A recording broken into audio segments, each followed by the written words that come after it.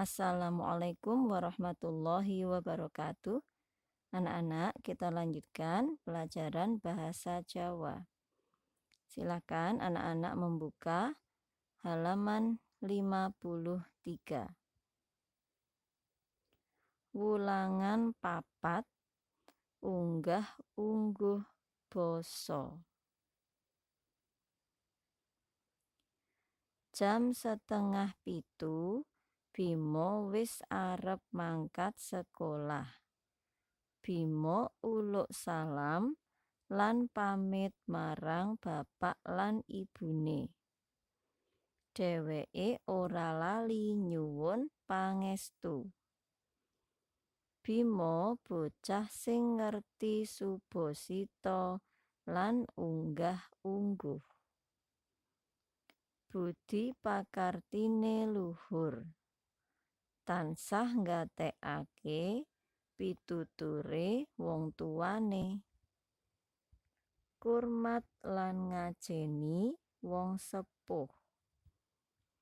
Ora tau kerengan karo kancane. Tumindak kaya mangkono sing kudune ditiru. Nah, Bimo iki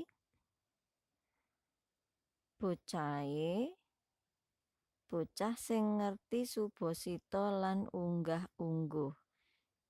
Ini artinya Bimo ini anak yang tahu sopan santun terhadap orang tua. Kalau mau berangkat sekolah, Bimo uluk salam lan pamit marang bapak lan ibune. Bimo menghaturkan salam atau mengucapkan salam dan pamit kepada ayah dan ibunya. Dheweke ora lali nyuwun pangestu. Bimo tidak lupa minta restu kepada ayah dan ibunya. Nah, Bima ini mempunyai sifat budi pekerti yang luhur, budi pekerti yang baik. Tansah nggatekake pituture wong tuane, selalu memperhatikan nasihat dari orang tuanya. Kurmat lan ngajeni wong sepuh. Kurmat itu hormat ya, hormat dan menghargai orang yang lebih tua. Ora tau kerengan karo kancane, tidak pernah bertengkar dengan temannya. Nah, sifat yang seperti itu yang seharusnya ditiru oleh anak-anak.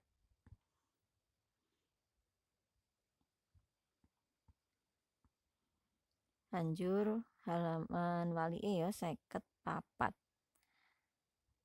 Mangkat sekolah. Jam 4:30 Bimo lan adine wis tangi. Jam 4:30 Bima dan adiknya sudah bangun. Sakwise setelah sholat subuh, noto peturon lan reresik kamar. Menata tempat tidur, peturon itu tempat tidur, dan membersihkan kamar. Bocah loro ewang-ewang ibune.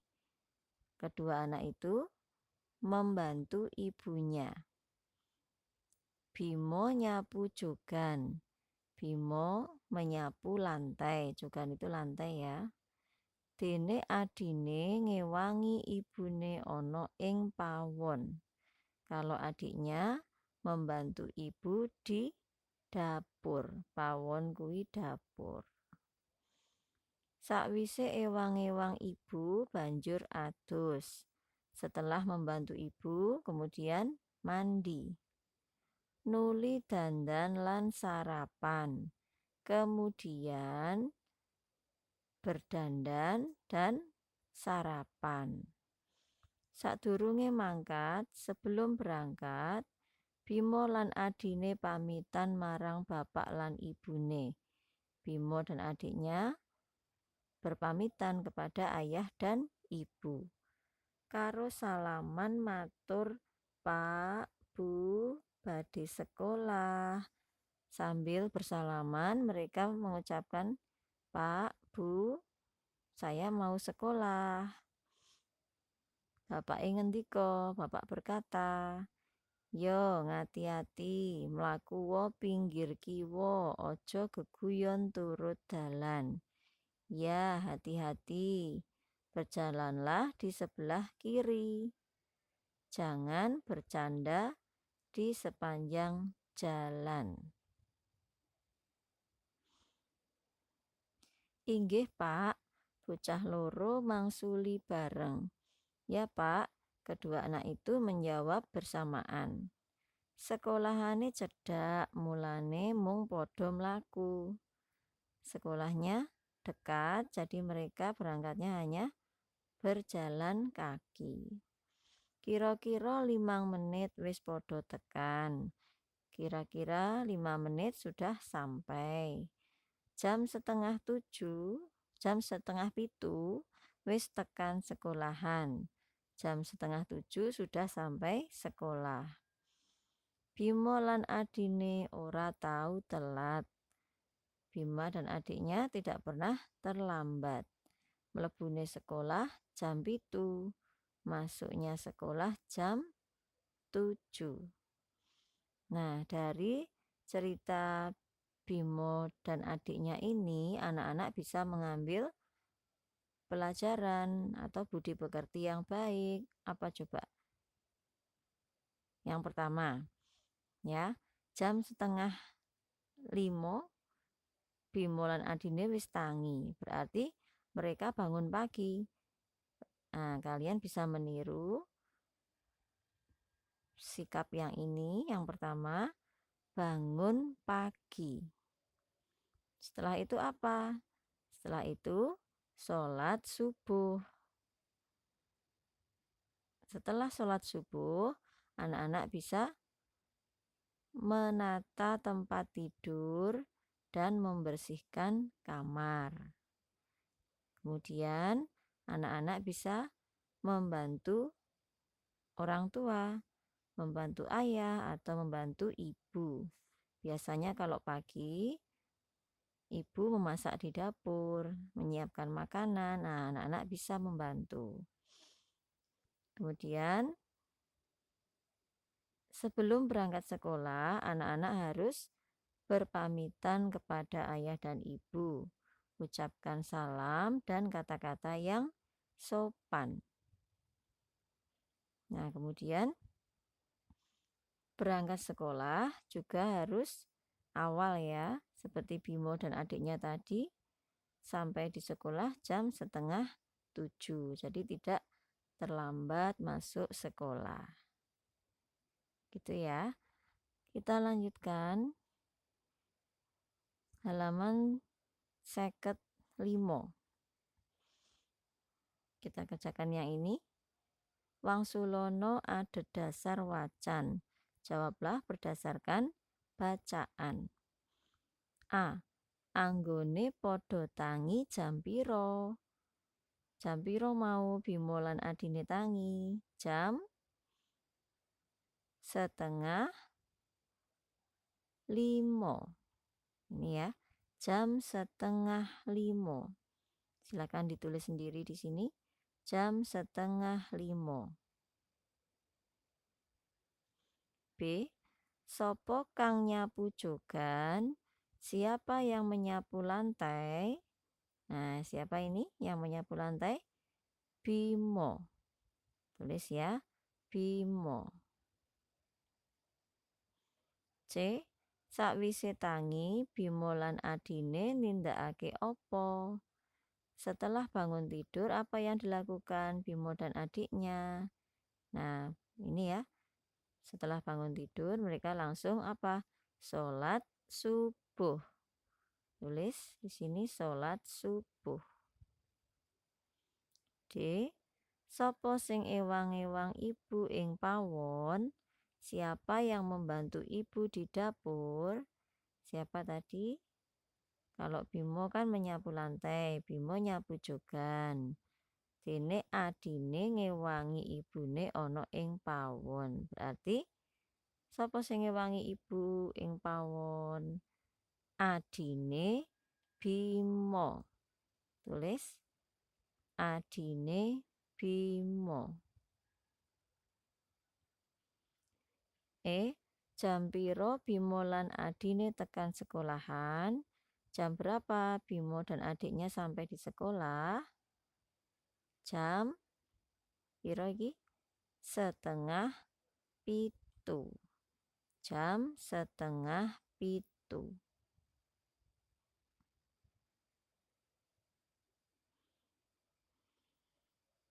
Oke anak-anak, bahasa Jawanya cukup sampai di sini dulu. Sekarang kita ke pendidikan batik. Ya, silahkan disiapkan bukunya dan dibuka halaman 39. Ini masih bab yang sama dengan anak-anak waktu luring kemarin. Silahkan disiapkan dulu ya bukunya.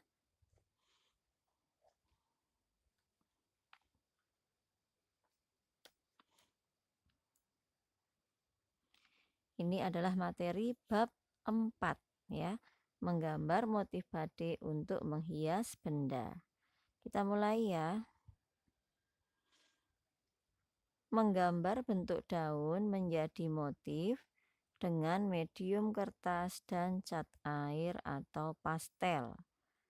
Menggambar bentuk daun di kertas, kemudian mewarnainya bisa pakai cat air atau pastel.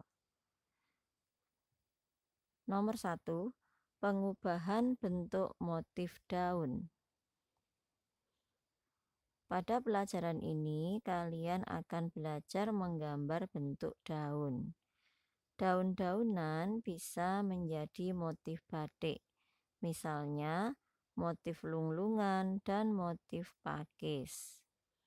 Contoh daun yang bisa dijadikan motif batik adalah daun talas, jagung, waru, sirih, singkong, dan lain-lain.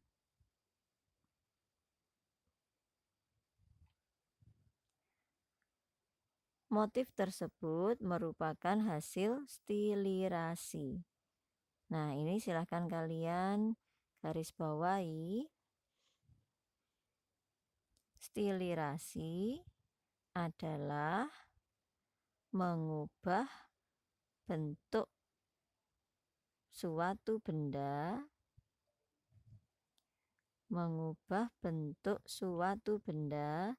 tanpa mengubah ciri khasnya. Nih ya, di garis bawahi. Kalau mau rapi pakai penggaris ya. Silahkan pakai penggaris, di garis bawahi yang rapi.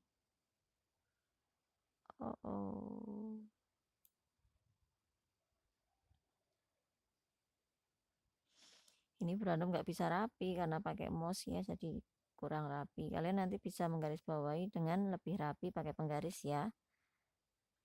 Stilirasi dapat dilakukan dengan melihat objek dari berbagai arah. Misalnya, gambar daun diubah arah pandangnya dari depan, belakang, atas, atau samping. Tujuannya menghasilkan ragam hias yang lebih indah. Ini juga silahkan digarisbawahi. Tujuan dari menggambar stilirasi, yaitu menghasilkan ragam hias yang lebih indah. Di garis bawahi menggunakan penggaris ya, biar rapi. Ragam hias ini dapat dibuat menjadi bermacam-macam. Ragam hias tersebut memiliki gaya yang berbeda-beda, namun ciri khas bentuk aslinya masih kelihatan. Perhatikan gambar daun pakis dan motif daun pakis berikut.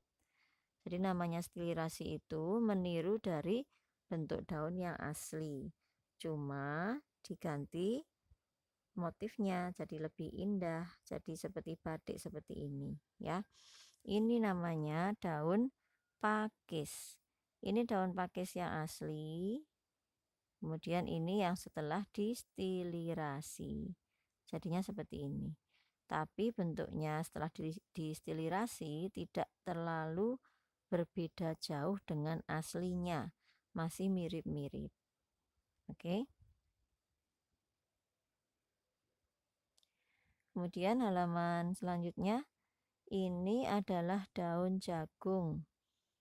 Daun jagung yang asli, yang ini, kemudian ini yang setelah distilirasi. Kemudian daun sirih. Ini daun sirih yang asli. Kemudian ini daun sirih setelah distilirasi. Bawahnya daun talas. Ini daun talas yang asli, kemudian ini daun talas yang telah distilirasi. Kemudian ini bentuk daun pisang, ini yang asli. Kemudian ini daun pisang setelah distilirasi. Ini adalah daun singkong. Daun singkong yang asli. Kemudian ini daun singkong setelah distilirasi. Oke anak-anak, silahkan dibuka halaman 45. Kita akan kerjakan uji kompetensi yang pilihan ganda dulu ya. Kita mulai nomor 1. Daun dapat dijadikan motif. Jadikan motif apa? Batik, tenun, atau anyaman. Daun dapat dijadikan motif batik. Silakan disilang yang A, batik.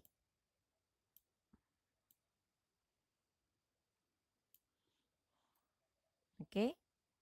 Selanjutnya halaman 46, baliknya ya.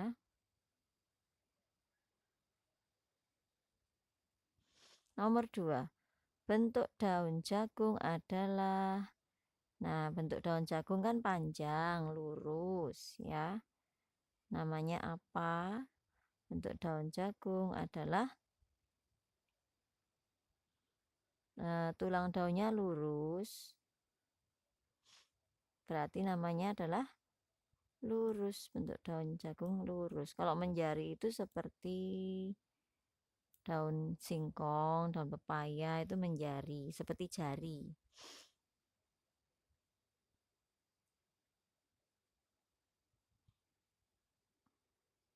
Kemudian nomor 3, daun sirih juga sering dipakai untuk, nah selain bisa dipakai untuk bentuk stilirasi, daun sirih biasanya dipakai untuk apa?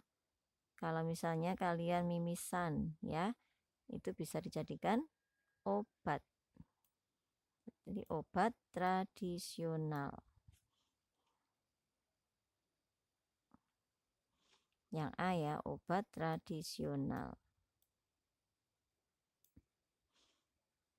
Nomor 4, menjari adalah bentuk daun. Nah, ini yang tadi singkong.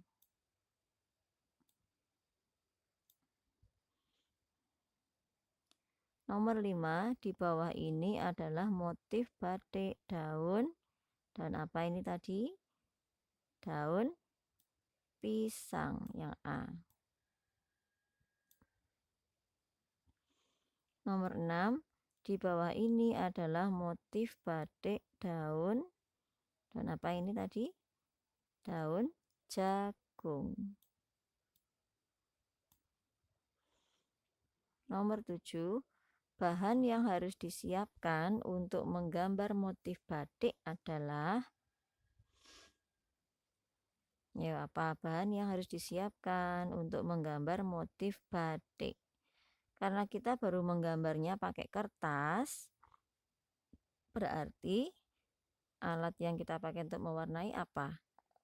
Pastel ya, yang A. Pastel atau krayon. Bisa juga memakai cat air ya. Nomor 8, mengubah bentuk suatu benda tanpa mengubah ciri khasnya disebut stilirasi, yang C. Stilirasi. Oke. Nomor 9. Stilirasi dapat dilakukan dengan melihat objek dari berbagai arah, ya. Nomor 9A.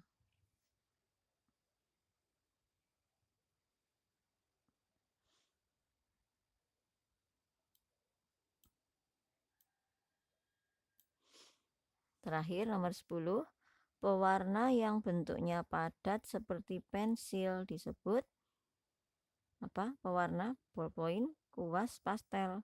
Jelas jawabannya pastel. Nah, oke anak-anak.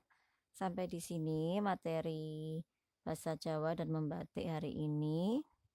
Bu Ranom berpesan, karena hari ini tidak ada tugas yang dikirimkan ke classroom, jadi anak-anak yang belum mengerjakan tugas classroom hari Senin dan Selasa, hari ini harus mengirimkan, ya.